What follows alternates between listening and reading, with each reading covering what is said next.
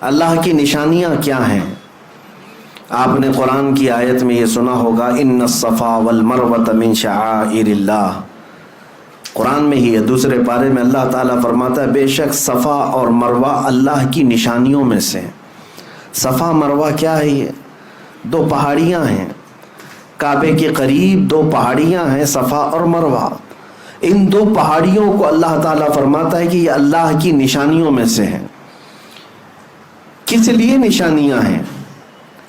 اور قرآن میں چوتھے پارے میں آپ پڑھیں گے، اللہ تعالیٰ فرماتا ہے ان اول بیت وضع للناس للذی ببکۃ مبارکا وہدی للعالمین فیہ آیات بینات مقام ابراہیم۔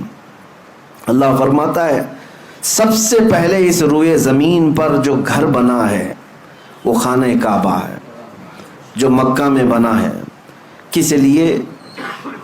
کہ وہ پوری دنیا کے لیے ہدایت کا ذریعہ بنے اور برکت کا ذریعہ بنے۔ اور اللہ فرماتا ہے اس میں کھلی ہوئی نشانیاں ہیں۔ خانہ کعبہ کو اللہ فرماتا ہے اس میں کھلی ہوئی نشانیاں ہیں۔ صفا اور مروہ کو کہتا ہے رب تعالیٰ کہ یہ اللہ کی نشانیاں ہیں۔ کیوں میرے عزیزو؟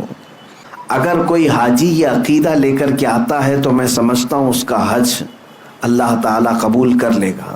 میں جو بات عرض کر رہا ہوں وہ یہ ہے کہ صفا اور مروہ دو چھوٹی پہاڑیاں ہیں، اب تو ان کی اونچائیاں سب ختم کر دی گئیں، تھوڑی تھوڑی سی نشانیاں باقی رکھا ہے ایک سعودی گورنمنٹ نے، باقی سب تو مٹا دیا۔ صفا اور مروہ پر کیا ہوا کیا تھا آپ کو یہ بھی پتا ہے۔ سیدہ ہاجرہ حضرت ابراہیم علیہ السلام کی اہلیہ، حضرت اسماعیل علیہ السلام کی ماں، 6 ماہ کے حضرت اسماعیل علیہ السلام، قریب چھوٹے سے بچے، ان کی پیاس کی شدت کو بجھانے کے لیے وہ دوڑ لگا رہی تھیں۔ کبھی صفا پر چڑھ کر دیکھتی کہ کہیں پانی نظر آتا ہے، وہاں سے بھاگتی ہوئی مروہ کی طرف جاتی۔ یہ دونوں پہاڑیوں میں تقریباً آدھا کلومیٹر کا فاصلہ ہے، یا ہو سکتا ہے اس سے تھوڑا آس پاس ہوگا، 500 سے 700 میٹر کے درمیان ایک پہاڑی سے دوسری پہاڑی۔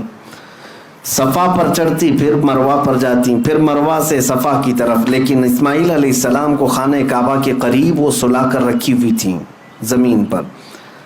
روایات میں ہے کہ انہوں نے 7 چکر لگائے، پھر اللہ تعالیٰ نے اسماعیل علیہ السلام کی ایڑیوں کے نیچے سے زمزم کا پانی پیدا فرمایا، جس کو آج پوری دنیا پیتی ہے، سیراب ہوتی ہے، برکتیں بھی حاصل کرتی ہے۔ اب مجھے جو بات عرض کرنی ہے وہ یہ ہے کہ سیدہ ہاجرہ نے دوڑ لگائی اسماعیل علیہ السلام کی پیاس بجھانے کے لیے، صفا سے مروہ، مروہ سے صفا، صفا سے مروہ، مروہ سے صفا، یہ ٹوٹل 7 چکر ہوئے۔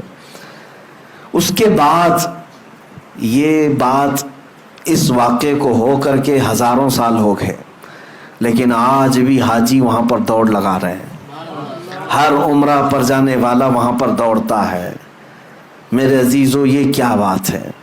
اللہ تعالیٰ نے اپنی اس محبوب بندی کی ادا کو قیامت تک آنے والے حاجیوں کے لیے واجب کر دیا۔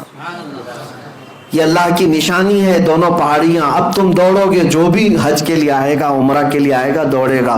اب مجھے آپ یہ بات بتائیں، کیا آپ بھی کسی کی پیاس بجھانے کے لیے دوڑتے ہیں؟ کیا آپ بھی وہاں پر کسی کو پانی پلانے کے لیے دوڑتے؟ نہیں۔ آپ سب کو پتا ہے ہم آج وہاں پر دوڑ کسی کی پیاس بجھانے کے لیے نہیں، بلکہ اللہ کی ایک محبوب بندی کی ادا پر عمل کرنے کے لیے دوڑتے ہیں۔ اب بات ایک نکتے کی میں عرض کرتا ہوں۔ اللہ کی نشانیوں میں سے ایک نشانی ہے، کیا ہے؟ صفا اور مروہ۔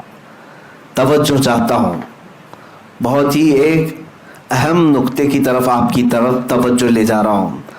اسماعیل علیہ السلام کون ہیں؟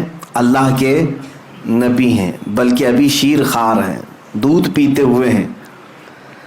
اب یہاں سے مفسرین فرماتے ہیں سیدہ ہاجرہ وہ نبی نہیں ہے، نبی کی بیوی ہے اور نبی کی ماں ہے، لیکن جو دوڑ لگا رہی تھی کس کے لیے دوڑ لگا رہی تھی؟ اسماعیل علیہ السلام کے لیے۔ مفسرین فرماتے ہیں ایک نبی کی پیاس کے لیے اگر کوئی دوڑے تو اللہ اس کو نشانی بنا دیتا ہے. ایک نبی کی پیاس کے لیے اگر کوئی دوڑے اللہ اس کو نشانی بنا دیتا ہے. اے میرے عزیزو، اگر میرے مصطفیٰ کی عزت کے لیے کوئی دوڑے تو یاد رکھنا قیامت تک اس بندے کو بھی اللہ نشانی بنا دیتا ہے. بے نشانوں کا نشان مٹتا نہیں، مٹتے مٹتے نام ہو ہی جائے گا. آج بر صغیر بلکہ عالم اسلام میں اگر ایک عبقری شخصیت امام اہل سنت فاضل بریلوی امام احمد رضا خان رحمت اللہ تعالی علیہ کو پوری دنیا جانتی ہے اور پہچانتی ہے تو اسی بنیاد پر کہ ایک نبی کی عزت اور اس کے پہرے داری کے لیے زندگی وقف کر دیا تھا، اور اللہ نے ان کی زندگی کو آج سارے لوگوں کے لیے نشانی بنا دیا کہ اب ہمیں اللہ تعالیٰ کی نشانی اگر بننا ہے تو میرے عزیزو نبی کی عزت اور ان کی محبت کے لیے دوڑ لگانا ہوگا.